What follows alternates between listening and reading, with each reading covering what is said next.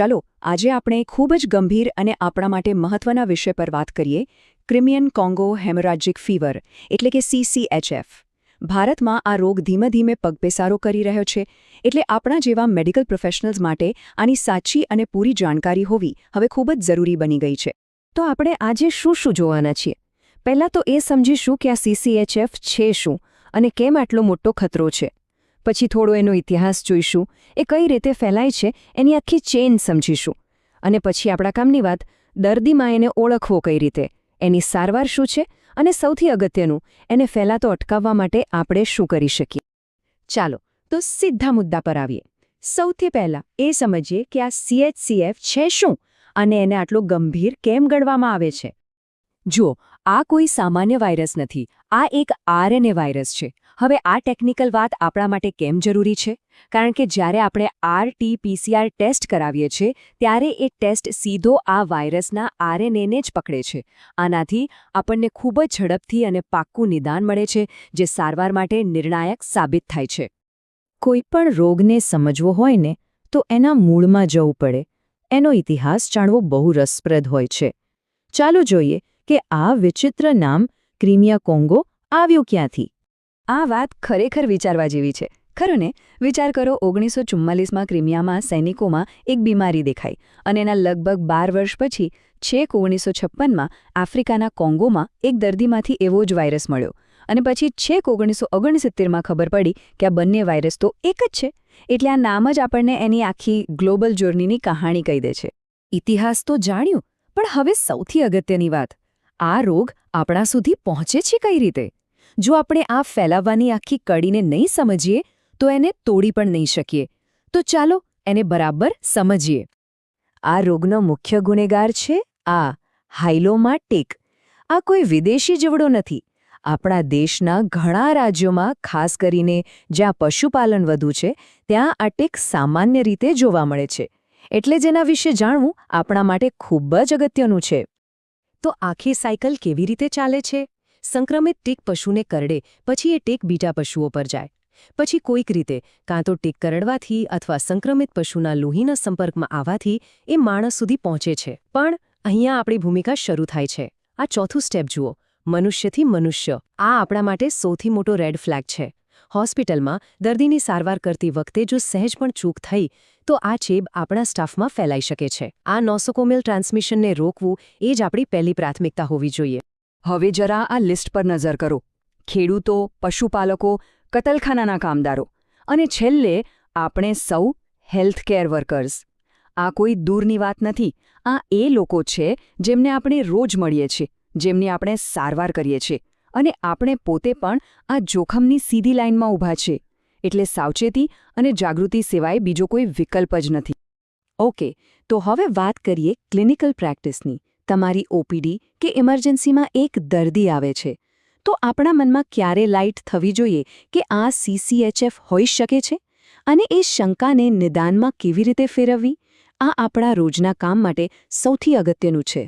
યાદ રાખો, આનો ઇન્ક્યુબેશન પીરિયડ 1 થી 13 દિવસ સુધીનો હોઈ શકે છે. એનો સીધો મતલબ એ છે કે દર્દીને લક્ષણો દેખાયા એના પહેલાંના 2 અઠવાડિયા બહુ જ ક્રિટિકલ છે. આપણે ઊંડાણપૂર્વક પૂછવું જ પડે, ક્યાંય મુસાફરી કરી હતી? તમારો વ્યવસાય શું છે? કોઈ પશુના સંપર્કમાં આવ્યા હતા? શું તમને કોઈ જીવડું કરડ્યું હોય એવું યાદ છે? આ સવાલો જ આપણને સાચી દિશામાં લઈ જશે. હવે જુઓ શરૂઆતના લક્ષણો. તાવ, આખા શરીરમાં કળતર, માથું દુખવું. આ સાંભળીને મગજમાં શું આવે? ડેન્ગ્યુ, મેલેરિયા, ટાઇફોઇડ, લેપ્ટો બધું જ. અને આ જ સૌથી મોટો છળ છે. શરૂઆતમાં CCHF કોઈપણ સામાન્ય વાયરલ ફીવર જેવો જ લાગે છે. એટલે જ જો દર્દી હાઈ રિસ્ક પ્રોફાઇલનો હોય, એટલે કે ખેડૂત હોય, પશુપાલક હોય કે એવા વિસ્તારમાંથી આવતો હોય જ્યાં કેસ મળ્યા છે, તો આપણા મગજમાં CCHFનો વિકલ્પ ખુલ્લો રાખવો જ પડે. પણ પછી આવે છે આ ક્લાસિક સાઇન, પેટિક્યુલ હેમરેજ. જેવો તાવવાળા દર્દીની ચામડી પર આવા નાના લાલ દાણા દેખાય કે પછી એના પેઢામાંથી કે નાકમાંથી લોહી નીકળવાનું શરૂ થાય, બસ એ જ ક્ષણે આપણા મગજમાં એલાર્મ વાગવો જોઈએ. આ CCHFનો સૌથી મોટો સંકેત છે અને અહીંથી આપણે એકદમ સતર્ક થઈ જવું પડે. અને આપણે સતર્ક કેમ થવાનું છે?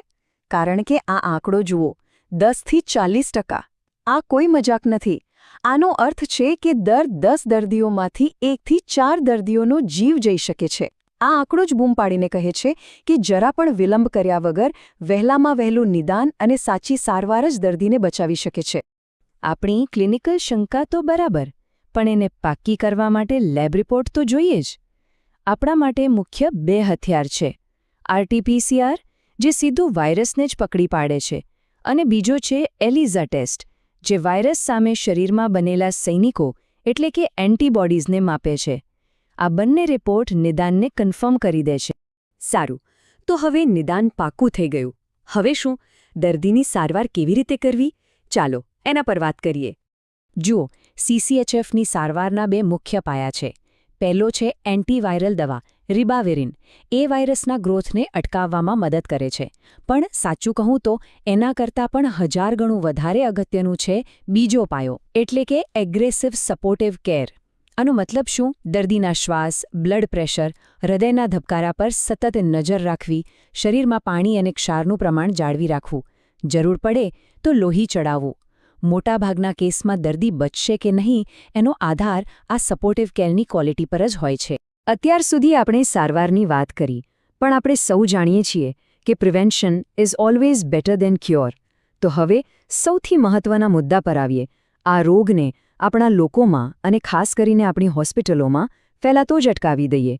એ કેવી રીતે કરવું? ચાલો જોઈએ. પહેલો સવાલ આવે રસીનો. તો સારી ખબર એ છે કે ઓક્સફર્ડમાં એના પર કામ ચાલી રહ્યું છે. પણ આપણા માટે આજની હકીકત એ છે કે અત્યારે બજારમાં કોઈ જ માન્ય રસી ઉપલબ્ધ નથી. એનો મતલબ સાફ છે, આપણે બચાવના બીજા ઉપાયો પર જ 100% નિર્ભર રહેવું પડશે. તો પહેલી લાઇન ઓફ ડિફેન્સ છે ટીકથી બચાવ. આ વાતો આપણે સામાન્ય લોકોને, ખાસ કરીને આપણા ગ્રામીણ વિસ્તારોમાં, ખેડૂતો અને પશુપાલકોને ગળે ઉતારવી પડશે. કે ભાઈ, ખેતરમાં જાઓ ત્યારે આખી બાઈના અને આછા રંગના કપડાં પહેરો, જેથી કોઈ જીવડું ચડે તો તરત દેખાય. DET જેવી દવાનો છંટકાવ શરીર પર કરો, અને પશુઓના વાડાને સાફ રાખો, ત્યાં દવા છાંટો. જે લોકો સીધા પશુઓના સંપર્કમાં આવે છે એમના માટે તો આ નિયમો બ્રહ્મવાક્ય જેવા છે. હાથમાં ગ્લવ્સ અને શરીર પર રક્ષણાત્મક કપડાં પહેર્યા વગર કોઈ પણ સંજોગોમાં પશુને કે એના માંસને અડવું નહીં. આ બિનવાટાઘાટપાત્ર છે. કતલખાનામાં પણ પ્રાણીઓને પહેલાં ક્વોરન્ટાઇન કરવા અને નિયમિત દવા છંટકાવ કરવો ખૂબ જ જરૂરી છે. અને હવે છેલ્લી પણ આપણા સૌ માટે સૌથી અગત્યની સ્લાઇડ. હોસ્પિટલની અંદર ચેપને ફેલાતો અટકાવવો. અહીં 0 ટોલરન્સ પોલિસી હોવી જોઈએ. દરેક દર્દીની સારવાર પહેલાં અને પછી હાથ બરાબર સાફ કરવા. CCHFના શંકાસ્પદ દર્દીની નજીક જતી વખતે સંપૂર્ણ PPE kit, gown, gloves, N95 mask, face shield આ બધું જ પહેરવું ફરજિયાત છે. એક વખત વાપરેલી સોય ફરી ન વાપરવી, બધા સાધનો બરાબર સ્ટરીલાઇઝ કરવા. અને જો કોઈ દર્દીનું મૃત્યુ થાય તો પણ ચેપનું જોખમ રહે છે, એટલે સરકારી ગાઈડલાઇન મુજબ જ એમના અંતિમ સંસ્કાર કરવા. યાદ રાખજો, આપણી એક નાની ભૂલ આપણા સાથી કર્મચારી કે બીજા દર્દી માટે જીવલેણ બની શકે છે. આપણી અને આપણા સમુદાયની સુરક્ષા એ સંપૂર્ણપણે આપણા હાથમાં છે.